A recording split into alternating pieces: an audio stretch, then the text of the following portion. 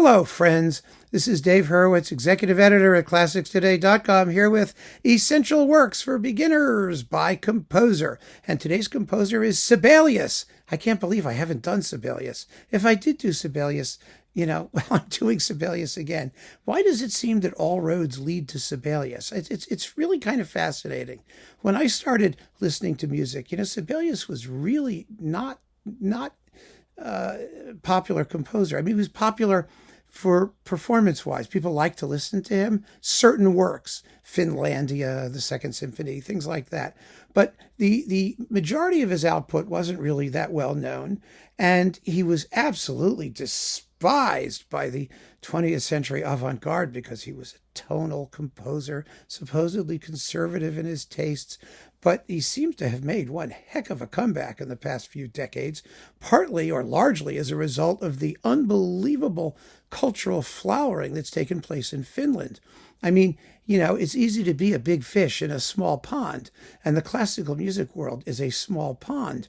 And when your entire musical culture is based around promoting, one composer, basically, Sibelius, and you are training musicians, conductors, and spewing them out into the rest of the world, and whether they like him or not, they're expected to perform him, and they do.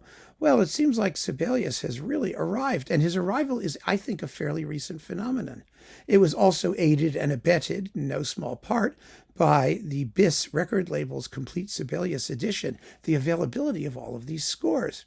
And there's an ongoing Sibelius edition, actually, a new Sibelius edition that's gathering all of his stuff and putting it out in scholarly critical editions. It's a lovely, lovely series of scores and things, which I collect a lot of.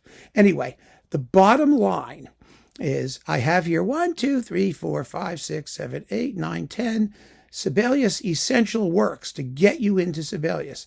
It doesn't contain everything that you might think is his most popular or essential work, but it's got a lot of them. It's got enough to get you going, to let you know who he is and what he was about. And we begin with Finlandia. How can you not begin with Finlandia? I first encountered Finlandia when I was in grammar school.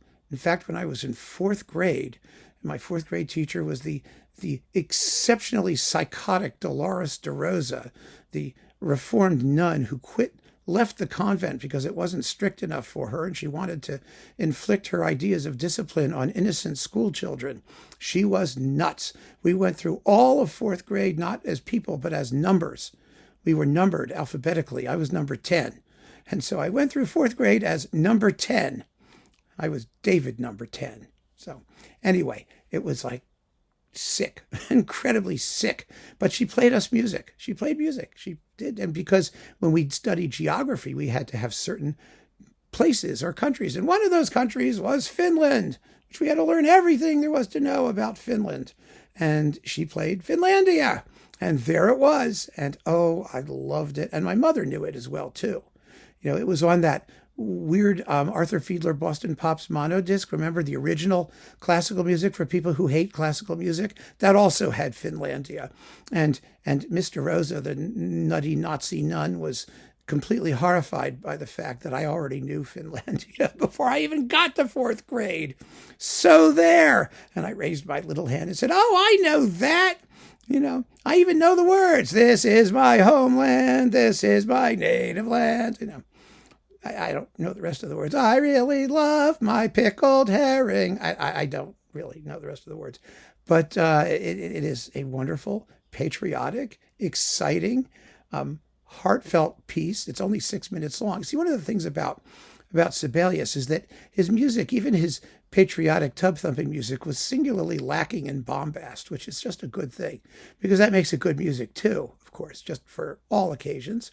And Finlandia doesn't impress you as being just noisy and vulgar, and it's not a March Slav type piece. It's just lovely music with a beautiful hymn in the middle of it. So there you go. Finlandia is a terrific piece, and you've heard it before. It was part of the soundtrack to the second Die Hard movie, right? Die Hard with a Vengeance. You know, when all the planes are landing finally, having been circling around for a billion years, and they come humming into the runway to dump ba da da bum ba bum ba da da da da da da da da da da da da da da, and the opening of Finlandia, that which John Williams might have noticed when he was writing Jaws, by the way, that and the finale of Dvorak's New World Symphony, either of those, he might have. That was the ominous bad guy music throughout the film. It only becomes Finlandia at the very end.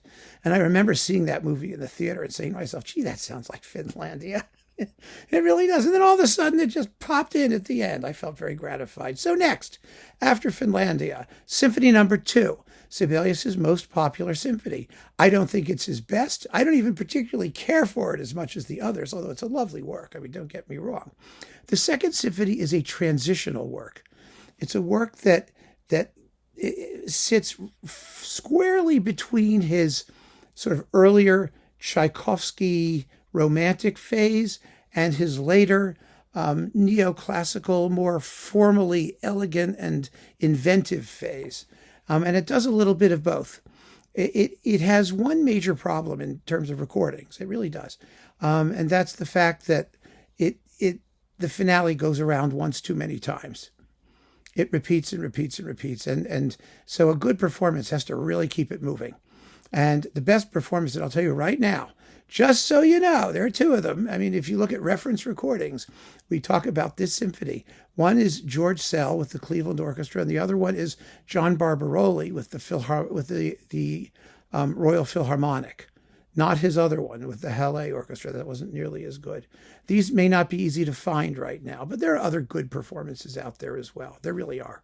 And one of the things I want to point out, some of you have said that I should be making these videos and using sound samples and clips and all that stuff. Aside from the copyright issue, which is very serious on YouTube. I mean, if I make a mistake, they give you a strike and then they ban your channel. And I try very hard to get permission to use sound clips. And then when I have it, to be very careful in the way I use them. But for these talks, all of this music is available on YouTube. I mean, at the drop of a hat, available on YouTube, easily available on YouTube. So you don't need me to do sound clips. You could just go listen to it at your leisure and explore and play the whole thing instead of just 30 seconds that I may choose. You can experiment and skip around and listen to the whole piece. So don't worry about the fact that there may not be sound clips here. Just go out there on YouTube and listen to them. I mean, I don't think there's anything I've ever talked about that you can't find on YouTube. It's really kind of amazing. And I'm talking about some pretty obscure stuff sometimes. But it seems like everything is out there, or it's available for streaming or something. So just go listen to it, and you'll be just as far ahead. So the second symphony is a passionate romantic symphony that's in transition to something else. That's something else. Well, I'll tell you about that in a moment, because we'll be dealing with a couple of those else's. After the Symphony No. 2, the Karelia Suite. Now, like Finlandia, the Karelia Suite falls into a category of music called incidental music. That is music that Sibelius wrote to accompany theatrical productions. It was essentially, in those days, film music before they had cinema.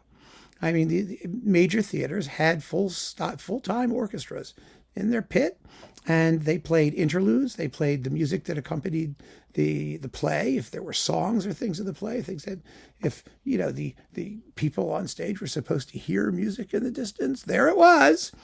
They had it, and they had it live. And the major composers were commissioned to write that music, and they did. I mean, the most famous examples are Mendelssohn's music to A Midsummer Night's Dream, and Grieg's music to Ibsen's Peer Gynt. I mean, we know incidental music. Some of the most popular classical music out there. And the Karelia Suite is one of those things. Sibelius wrote this kind of music for all kinds of occasions.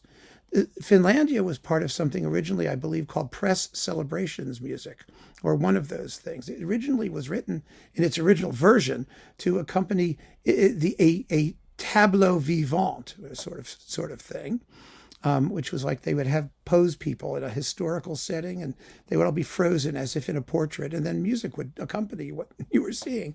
It was supposed to represent the industrialization of Finland, and with a railroad train whizzing across the stage at the end. That was the original Finlandia. So the Karelia Suite is something similar to that. Karelia is a province, a section of Finland, and the music was supposed to evoke, the early times when you were hanging out in Karelia doing your Karelian things. Gosh, it's fun. It has 3 movements: an intermezzo. It starts with an intermezzo, which is a march and a ballade, and then another march. And it's catchy beyond belief. So after that, we're going to do another symphony, Symphony Number 5. Now, Symphony Number 5 is the Sibelius that has arrived. It's his most heroic symphony in many respects. It has a completely original, organic form, which is what Sibelius was shooting for after the Second Symphony. The Second Symphony is getting there. It's really getting there, because if you listen to the first movement of the Second Symphony, you'll notice it doesn't do what normal symphonic first movements do. First of all, it's a pastoral sort of movement. It's very countrified. Second of all, it has a whole selection of themes that sort of come up in fragments, and they all assemble themselves into one big theme by way of a climax in the middle, and then they sort of, disassemble towards the end of the movement. It's a very interesting concept which Sibelius used. Now, the Fifth Symphony is more remarkable still, because originally it had 4 movements, but Sibelius wasn't happy with it. The original version has been recorded. It isn't anything like as interesting as the final solution that Sibelius arrived at, which was to compress the first 2 movements together in one, because they're thematically related. And so it begins almost with a slow movement, sort of, that rises to a huge climax that clears the fog, because that first movement is dark and somewhat gnarly. It clears the fog and becomes a scherzo, a light dance-like movement that pushes its way on faster and faster and faster to a heroic finale. Then you have a slowish movement, which is, again, an indefinable form. It's all based on 1, 2, 3, 4, 5, 1, 2, 3, 4. Yes, a 5-note motive. Dum bum bum bum bum bum bum bum bum bum da da da dum bum da da da dum dum. It's just based on that 5-note rhythm, which can assume any melodic shape Sibelius wants it to. It's really, really cool. Then the finale is gorgeous. It's all full of buzzing, whirling strings and a theme that Sibelius associated with migrating swans. It's da da da da da da da da da da ba da. It does that, and that is, that repeating, rotating sort of idea has another tune on top of it. And whereas the first movement began slow and got quicker and quicker and quicker till the end, this one starts very quickly and becomes slower and slower and slower until you get to the end, which is a huge pile up. It's big, grand pile up that resolves in a bunch of widely separated chords that make for an ending that's either really interesting or really unsatisfying, depending on how you feel about it. Because it's bum, bum, bum, bum, brum, brum. That's the end. And that, I wasn't exaggerating. It can take even longer than that. Very, very interesting. It all depends on what comes before and how you hear the momentum surging through the pauses. It's a fascinating work and full of heroic striving and great climaxes. So that's number 5. Next, on Saga. Now, on Saga is Sibelius's first major tone poem. No one knows what the saga is about. It just tells a story, and it is so cool, this piece. Oh, my goodness, it's fascinating. It was another work that Sibelius revised later in life and tightened up a little bit. But, it's just mysterious and primal sounding. It has no timpani part in it. It only has a bass drum going bum, ba-dum, bum, bum, ba-dum, bum, bum, ba-dum, bum. Oh, it's just phenomenal. And the big climax at the end is the exact musical equivalent of like a runaway train crashing into the side of a mountain. It's going at full speed and then pash, and then it subsides into darkness. It's just incredible. About 18 minutes long, and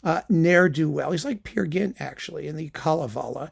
And he has a bunch of adventures, and 4 of them became symphonic poems. The first is Lemminkäinen and the Maidens of Sari, or the Maidens on the Isle, or the Maidens somewhere, on the Isle of Sari. Well, anyway, wherever he is, he goes and he has a lot of sex and causes mayhem.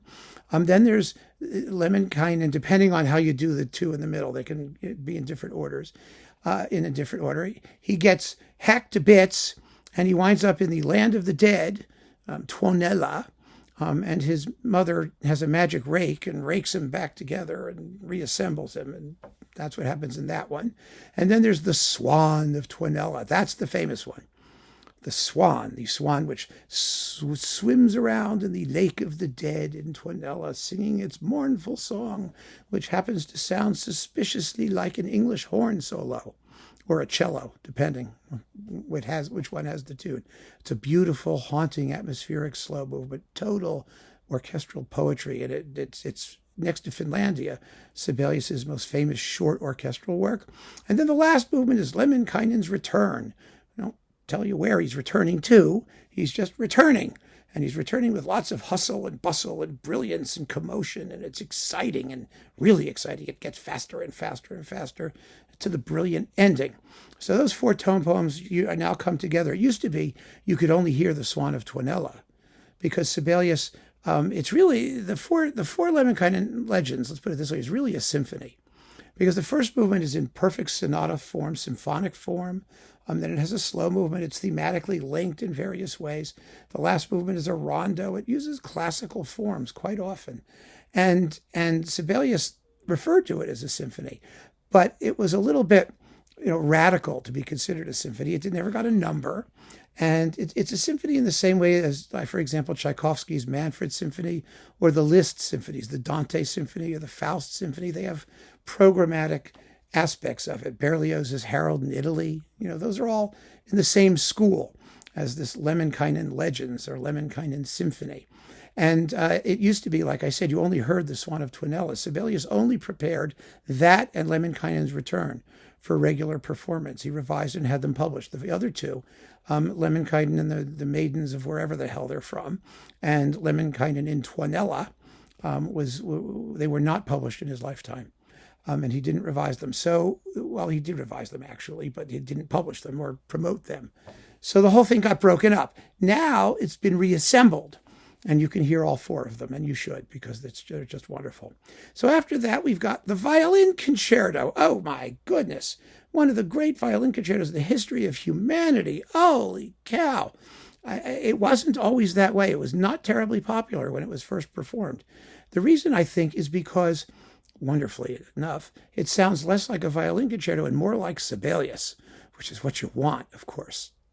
It's just, the first movement is dark, the opening, and lonely, and then it has some passionate, gushing, warmly romantic elements, but, it's so much fun. It really is. It really didn't become a popular work, however, until Heifetz got a hold of it in the 1930s. And, anything Heifetz touched turned to gold repertoire-wise. And after he did it, of course, everyone had to do it. And everyone did do it. And so it's one of the very few great violin concertos written in the 20th century. I mean, violin concertos used to be more popular when virtuoso violinists wrote them for themselves and went around on tour playing them. But most of them were trash. On the other hand, great violin concertos by people like Beethoven and Brahms and Tchaikovsky and all that, you'll notice they wrote one. And Sibelius wrote one because they're very, very difficult to write, number one, and you need a great virtuoso violinist to play them. And, they're not easy people to deal with as often as not. Sibelius was himself a violinist.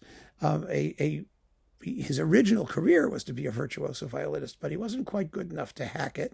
And he was more interested in composing than in performing. And so he wrote this violin concerto, and in its original form, again, like so many of his works, it was revised later. In its original form, which was recorded, it's available. It's longer by a few minutes and has lots more crazy violin things happening in it than in the final version. But it's just a gorgeous work. And the wonderful thing about it is that it does sound. My foot is stuck. Wait a second. I'm stuck. There we go. It really does sound like a typical work of Sibelius with his characteristic turns of melody and harmony. And the really amazing thing about this is it's one of those pieces, one of the very few violin concertos where you can actually hear every note of the solo. It never gets drowned out by the orchestra, but it also never makes the orchestra sound inhibited. And that's an achievement. It's an amazing achievement. It really is, because violin concertos are terribly difficult to write because of the balance between the orchestra and the solo.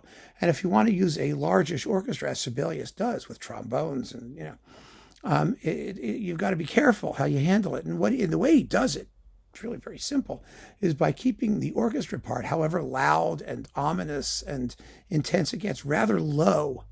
Low as in low in terms of pitch, not low in terms of volume. So there's a lot of dark sonority here, but the violin's on top all the time. And so it allows you to hear what the violin is doing. And the orchestra is like this writhing, roiling, release the Kraken, kind of monster underneath. It's amazing. Amazing. And it's full of great tunes, absolutely wonderful tunes. And finally, last but not least, Symphony No. 7, the last symphony of Sibelius, which continues this pattern he had been embarking on of writing symphonies which are very different from each other, and each one formally completely unique and different from anything that had come before. Now, the 7th is in one movement. It's one 20-minute long movement. It's pretty brief, and it's indescribable. I mean, the form is what it is. It evolves its own very satisfying form. I mean, it ends with the same music that it began with. It has a main theme that occurs like a pillar at various points. It's a trombone theme. Da, da, da, da, da, da, da, da, da, da, da.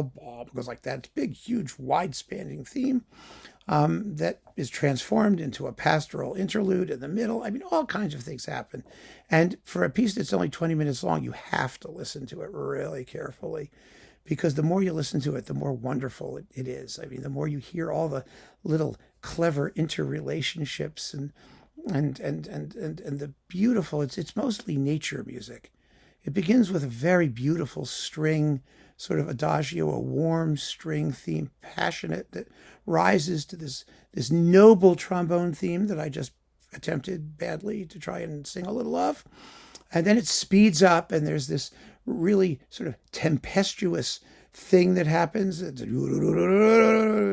then the theme with the trombones comes back in a minor key, and it spits out the other side, comes on down the other side of the mountain to this sunny pastoral interlude I told you about. The main theme is the trombone theme.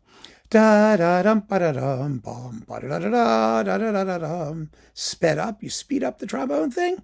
Da da da da da da da da da da da da, and you get the pastoral theme, and then it gradually returns to the original version of this trombone theme and the mood of the opening of the whole symphony, and it ends with a very prayerful Amen cadence. A lot of Sibelius pieces end with what they call a plagal cadence. I mean, in technical terms, it's Amen, da da ba Amen. That kind of thing. You have to hear the harmony behind it, but you know what I mean. You'll hear that over and over and over again in his works. Finlandia ends that way. The Second Symphony ends that way. I mean, it's one of his fingerprints. And so there you have it, my friends. Essential works that will certainly get you into Sibelius's universe. I hope you enjoy them. Go sample some of them on YouTube. Play around.